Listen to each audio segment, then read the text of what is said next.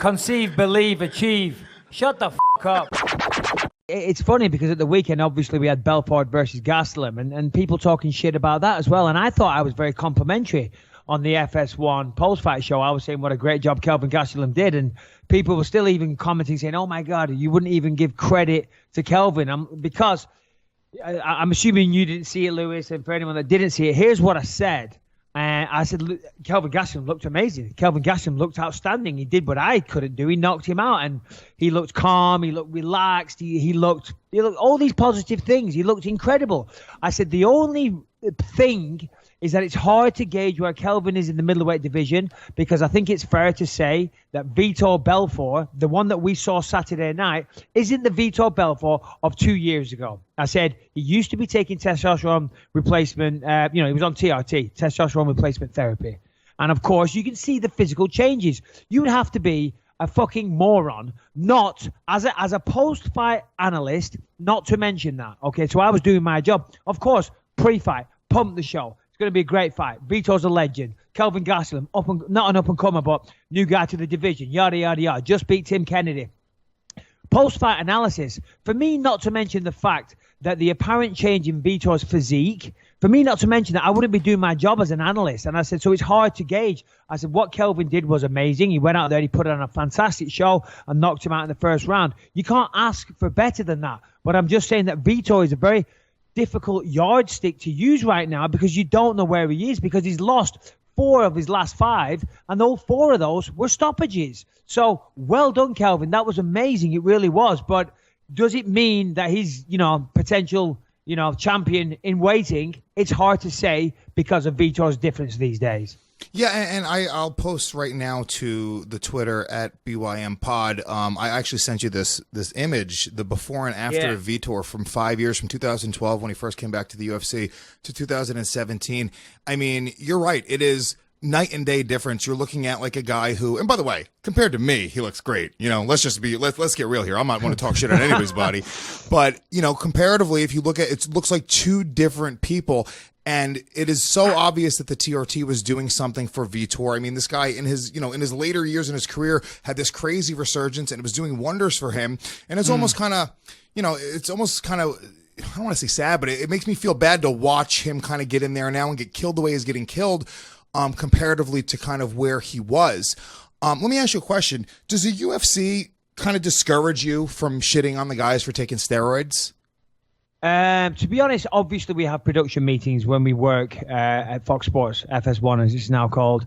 And we have production meetings, and of course, we discuss what we're going to say. And I even say, I said, well, the steroids thing is an issue. And they're like, listen, Michael, they're not going to tell me what to say and what not to say, but they would prefer it if I didn't focus on the negatives too much. And of course, But here's the thing, and I'm not trying to shit on Vitor. I'm really not. I mean, I'm looking at that picture now, Lewis. Holy crap. Yeah. On the left, there's a beast of a man, and on the right, he still looks decent, but the difference is stark. It really is. It's day and night, absolute day and night. But listen, for all my personal differences with Vitor aside, and my, long time stance against performance-enhancing drugs, and I do believe testosterone replacement therapy was performance-enhancing drugs. It was definitely performance-enhancing drugs, and the fact that all these people were taking it and allowed to take it for so long really was, a blemish on this sport. It was absolutely ridiculous, and I think it made the sport look like it was not a credible sport, because you wouldn't be able to get away with it anywhere.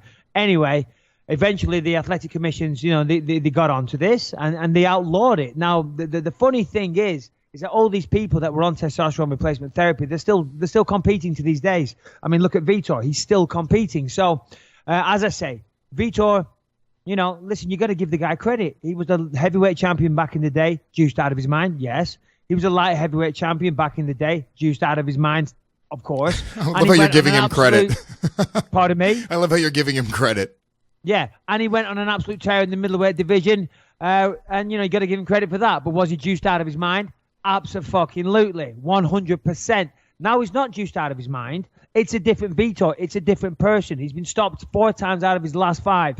So and God bless him. I don't wish ill will on people. I don't want anyone to get hurt. But the better man won on Saturday night, and I think Vitor should hang it up. Well, Vitor said he's got one more fight in him, and then that's it. He's gonna retire. You know what I would like? I would like Vitor to have to go out there and face some young kid that's roided out of his mind. Yeah.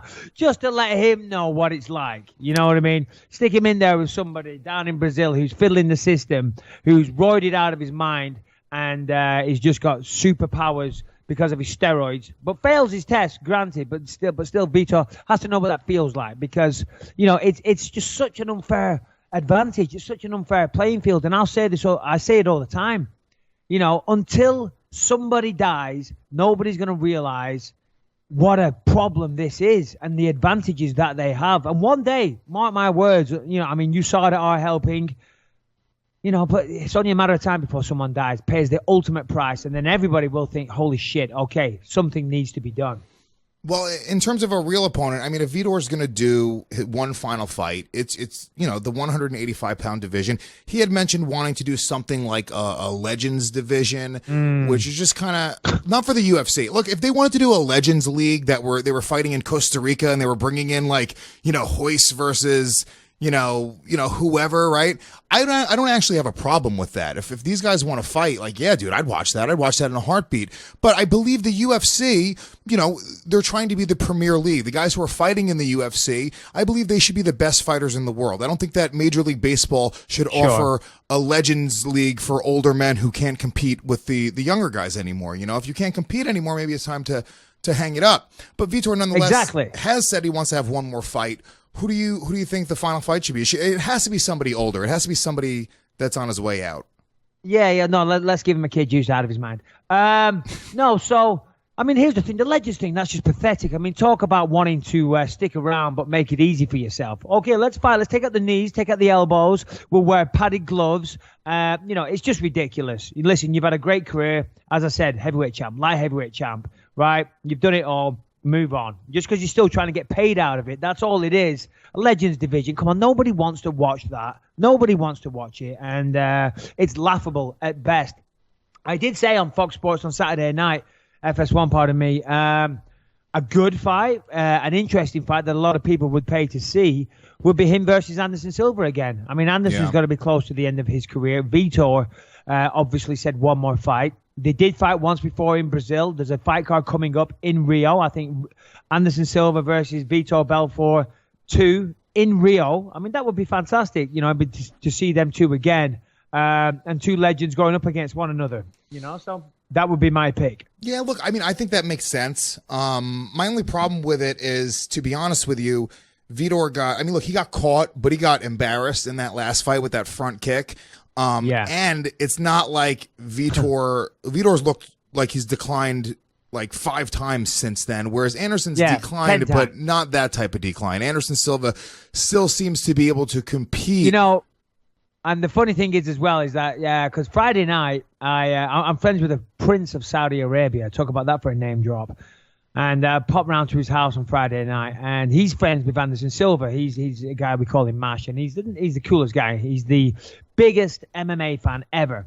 And I went to his house, and he gave me an Anderson Silva T-shirt to wear. So for a joke, he said, "Come on," he said, "Put it on, put it on." So I put it over my shirt, and I pretended I was on my phone, and he took a picture, and he sent it to Anderson Silva. And if you go on Instagram or whatever, on Anderson Silva's Instagram, it's doing the rounds everywhere now, and he's using that as a... he thinks it's funny. He thinks, he must still admire me. It's like, no, dude, we sent it for a joke. It was a setup. And he's trying to get the rematch again. That's the picture that I sent you, right? I didn't realize that because he posted the picture of you, and I didn't realize that I didn't even notice you were wearing an Anderson Silva shirt. Yeah, I'm wearing an Anderson Silva shirt because I thought it was funny. I thought I'll put it on, and then the Prince is like, listen, screw the UFC. I pay more money. You two fight in my garden. You fight in my garden. So, but no, he's an awesome guy, and I was having a bit of fun there with Anderson. Listen, at the end of the day, I respect Anderson. How can you not respect the career that Anderson's had? He's, come on, he was one of the guys that helped build the sport.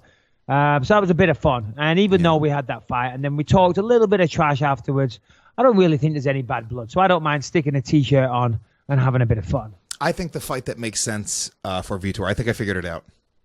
Go on. I think I got it. Okay, and this is actually You're building this up, Lewis. You're building this up to a big announcement because it's the perfect good. fight. Nobody's going to disagree with me on this. Okay, perfect fight, and it's no disrespect toward this guy because I don't think that this guy is over the hill by any means. But we just saw him lose a couple weeks ago in his 185-pound debut. He's from another generation of fighters, Mr. Rashad Evans. He just came off a loss at 185. It's a perfect timing. It's a perfect level guy. He's a big name. Yeah. This is the fight I don't to mind make. that.